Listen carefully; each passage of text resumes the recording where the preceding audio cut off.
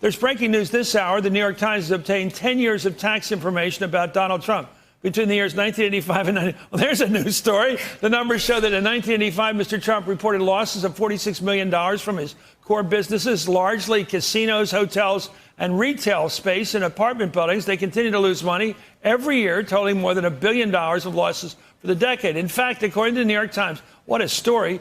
Year after year, Mr. Trump appears to have lost more money than nearly any other individual American taxpayer. The Times found when it compared his results with detailed information the IRS compiles on an annual sampling of high-income earners. Well, this is coming out of nowhere. I mean, we're getting something to look at his tax returns. But just that first grab at it, all those losses means all those taxes not required to be paid. Yeah, These are all deductions. Right. I think two things. One is this is Trump's greatest fear of people actually being able to see that he's not a great businessman, right? And two, there's like real tax fraud here. Right. Well, Phil, as Joe Biden would say, folks, it's time to re-examine this news report. What do you make of what they've got here? This first look at this news, breaking now. Yeah, well, Chris, it's extraordinary reporting, and it follows on the heels of the investigation that the New York Times has been pursuing for several years now into Trump's taxes. It's important to keep in mind that this decade of tax returns predates sort of the more recent years before he became president, but still shows a pattern year after year after year of Trump not paying taxes and having pretty severe business losses, which gets right to the heart of what Mimi was speaking about. It undermines the narrative that Trump has sort of created and spun for himself as this master businessman, this super wealthy guy worth $10 billion. I mean, that number seems to have come out of thin air. What we have here, as documented in this Times report, is that he actually suffered a lot of losses. Do you know how many of those were created artificially to avoid tax?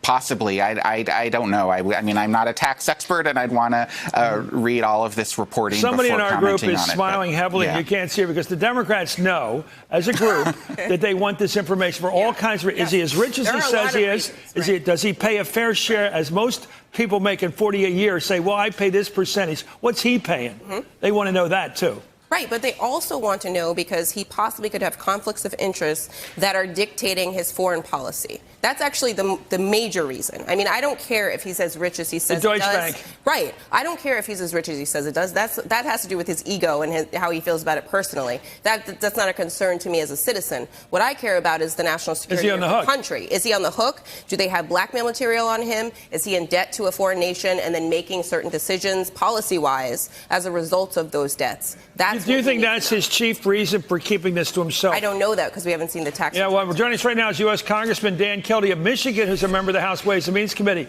So your chairman, Richard Neal, has been trying to get this information based upon the 1924 statute. Apparently, the New York Times beat you to at least part of it. What do you make of this politically and statutorily? Congressman. Well, it's not. I mean, it's obviously interesting information, and in some ways not all that surprising because this president has been just the master of obfuscation when it comes to his own personal interest and his own wealth. He seems to be poor when he needs to be poor and rich when he needs to be rich.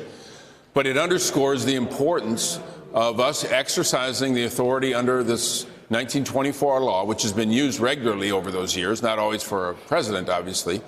We need to know whether or not the IRS is properly auditing and properly enforcing the tax laws on the president. And the information that was revealed in this story just makes that question all that much more important.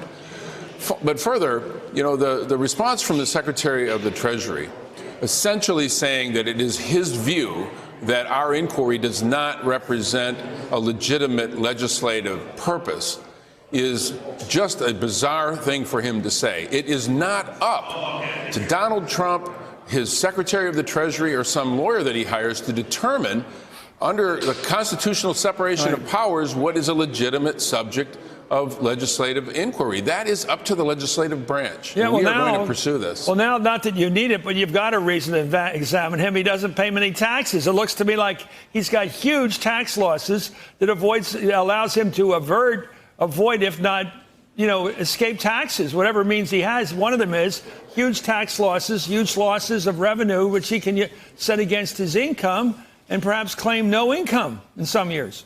This clearly elevates the need for us to get this information to determine whether any legislation is necessary to ensure that the IRS properly enforces tax law on the president.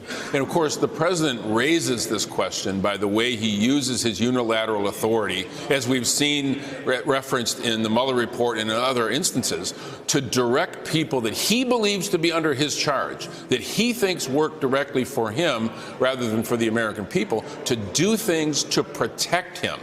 We have serious questions as to whether or not that is the case as it relates to the IRS enforcing the laws of the United States on this president. And this report just makes that question all that more significant. Let me ask you this extreme question. If Trump continues, the president continues to use every trick, ignoring subpoenas for documents or testimony, ignoring citations for contempt, even if you can get one through this Justice Department. If he just runs this all the way to the end and says, I'm not doing nothing for you guys because what I really want you to do, show your teeth, impeach me, go ahead, do it, because I think that's going to get me reelected. With a strong economy and you guys coming after me like wolves, I'll be able to say, if it weren't for them, we'd have an even stronger economy, and all they do is attack me. Are you afraid he's what Nancy Pelosi apparently believes? We interpret that she's figured out Trump wants to impeach him so that you guys can be portrayed as a totally negative force in our country. Well, I think it's clearly a plausible argument, and it does seem as though he enjoys the notion that it's us versus them, and he wants to rally the troops, and this is just a big conspiracy. But I don't think we can make a decision on the use of the tool of impeachment based on the politics of the moment or even trying to outthink the devious mind of Donald Trump. We have to do it based on whether or not we think the Constitution is being violated. And if we come to that conclusion, Chris, I don't think we have much of a choice. You'll do it even though it hurts you politically, because that's what he wants you to make that decision. We absolutely have to put the short-term politics aside and think about the long-term precedent that we are setting for this country. We cannot allow a president of the United States to just so completely ignore the Constitution and the rule of law, and because we think it might affect the next election, decide that we're not going to do what the framers of this Constitution would have expected us to do. Well, I'm with you, sir. Thank you so much. It sounds like great government. I'm wondering what the Speaker is thinking tonight. Thank you so much, Phil Rucker.